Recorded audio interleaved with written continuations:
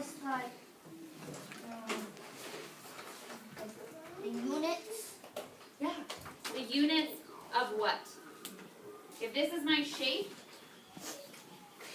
what is the perimeter going to tell me? The number of units Of a triangle.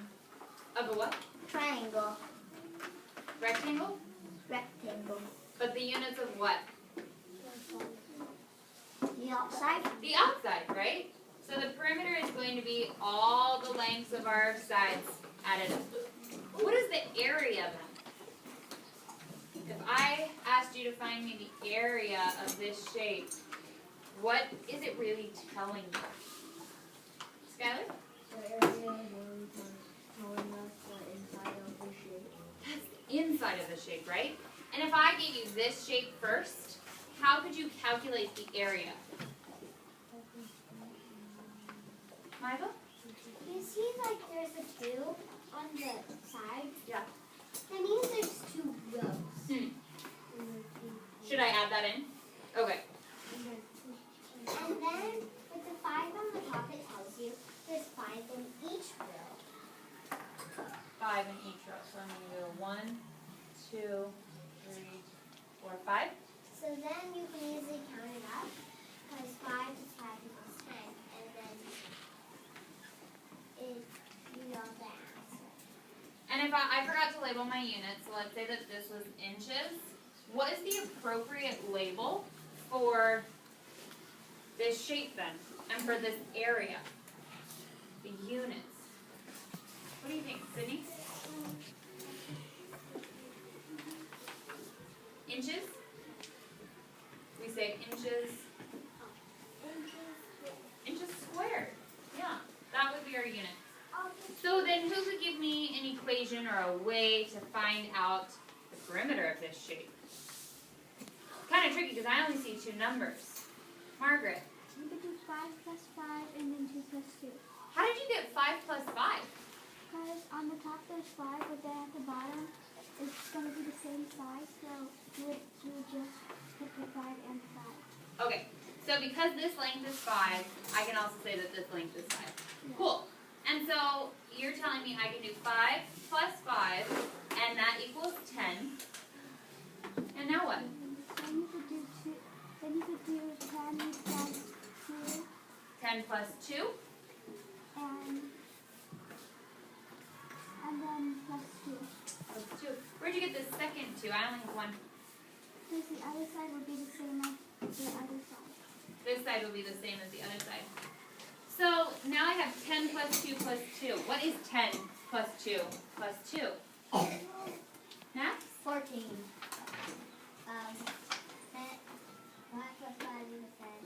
10 plus 2 plus 2 equals 20. Perfect. And what are my units going to be for that then? Paradise? Inches? Yeah. So you all are really familiar now with area and perimeter of normal shapes. So I'm going to start to challenge you a little bit and give you shapes that aren't so normal. They aren't so easy. Okay? So we're going to look at this one together. Basiti, will you read this to us?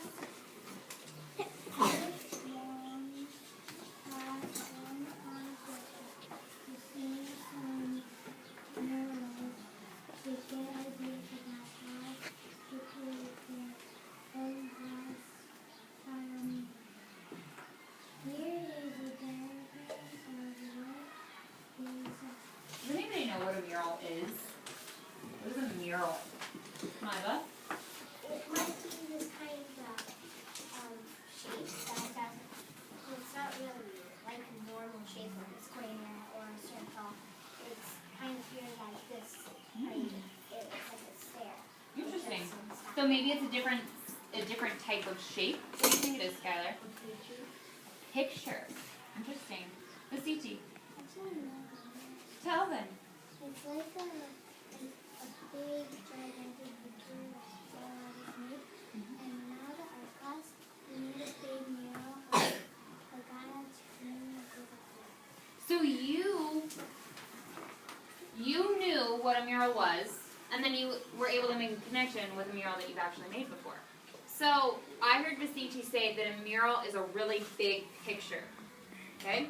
It's really big. Usually it covers a whole wall. Maybe it covers our entire board. It's really big. But this example is saying that it's made out of tiles. Remember when you all made those tiles for winter holiday? And you drew, well, not all of you were here, but you drew the ornaments on it? Yes. And those tiles? So we're thinking about a big mural made up of lots of tiles put together. Okay? It's going to be kind of like the floor. There are lots of tiles put together to make this picture. Okay? So let's keep reading. This first one says, read it to me, Sydney. The area of Rigor. Yep. The area of Rigor is 32 squares. Yeah. Find the perimeter of Rigor in units. Okay. So it's telling us that this area is 32 units. What does that actually mean? What does that actually mean to us? Vasiti?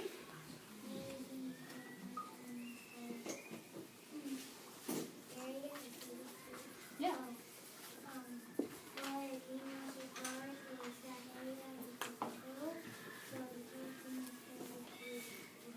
Yeah, it's the space on the inside total. So we know that there are 32 squares in the middle. How are we going to be able to find the perimeter of this shape then? We know that the area is 32, but how can I find the perimeter of this shape? Skylar? Perfect. Count the boxes closest to the edge. So let's do that. Everybody count with me. 1, 2, 3, 4, 5, 6, 7, 8, 9. So I can label this one as 8. And Margaret told us with our first example that if this side is 8,